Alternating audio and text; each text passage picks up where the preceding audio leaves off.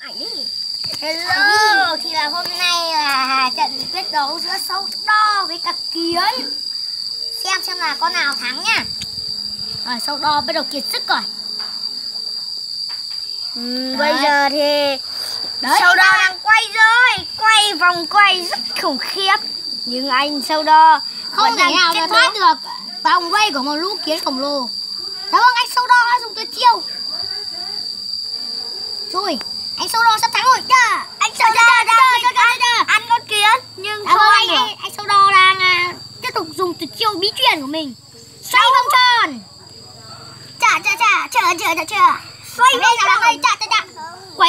lên nào. Bỏ đi vào nhà đi. Anh Sâu Đo lên lên. Anh Sâu Đo lên lên. Chả biết anh ta sẽ thắng ở trong cuộc thi đấu. Chả biết anh ta có chiến thắng trong cuộc thi đấu giữa anh Sâu Đo và đàn kiến hay không, hay là anh Sâu Đo sẽ bỏ mạng ở nơi này. Dạ vâng, anh Sâu Đo vẫn cố tiếp tục để đánh. Kiến càng ngày sẽ càng nhiều hơn với anh Sâu Đo. Hình như anh Sâu Đo đang kiệt sức rồi. Anh ta dần dần sử dụng các tuyệt chiêu bí truyền, nhưng anh ta vẫn không thể đánh chết một con kiến được. Vì thân mình anh ta quá mềm. Cho con kiến ăn một con này để con sâu đấy để ăn thì vâng, con sâu anh Sâu Đo đang rất là mệt rồi. Rồi anh ta có khả năng đuối sức rồi đấy. Anh ta không dùng cái tuyệt chiêu ngu người nữa. Đấy, rất là ghê gớm. Nhưng anh ta đã giả vờ để chết để khiến khanh này, nhưng anh ta không chết. Anh ta đang dùng tuyệt chiêu búng tít. Rồi, ghê gớm. Đấy, xong rồi. Anh Nguyên rất là ghê gớm. Đấy. Hãy dùng chiêu đánh kiếm đi. Hãy Sâu Đo sắp kiệt sức rồi. Cho con này ra đây đi. Kiệt sức rồi. Được. Kiệt sức rồi. Đấy. Anh Sâu Đo còn sợ quá. Cái nhốt nó ra đây để nó đánh đi. Anh Sâu Đo đang rất kiệt sức rồi. Anh sắp chết rồi. Dạ vâng, anh Sâu Đo đang rất kiệt sức. Sợ quá rồi. Anh Sâu Đo là một thanh niên cường tráng bảnh bao mà lại bị bọn kiến nhỏ mà con dĩn này đánh à. Im. Dạ vâng, anh Sâu Đo đang dùng tất cả các tuyệt chiêu mình có để chống lại bọn kiến và chống lại bọn con trùng này. Dạ vâng, rất là ghê gớm. Anh gì đấy? Anh Sâu Đo kiệt sức rồi mọi người ơi, anh Sâu Đo kiệt sức rồi. Bây giờ cứ tưởng kiệt sức nhỉ. Anh Sâu Đo vẫn sống được này. Anh Sâu Đo chuẩn bị tung tuyệt chiêu. Anh đi bất động này là biết rồi. Đây, tung tuyệt chiêu.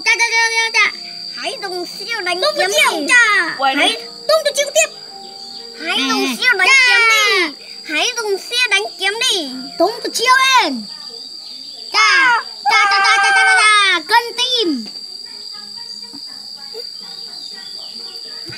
Anh Sâu Đo đã bảo cuộc rồi. Anh Sâu Đo sắp chết rồi. Chuẩn bị. Chúng ta hãy cùng lên đến tiếng khóc kêu gào của anh Sâu Đo. Anh Sâu Đo hãy sợ hãi. Anh Sâu Đo rất là sợ hãi. Anh Sâu Đo đang quằn quại rất là lâu. Đấy. Chúng tôi sẽ chuyển anh Sâu Đo sang đây để cho lũ kiến nó không nhiều lắm. Rồi.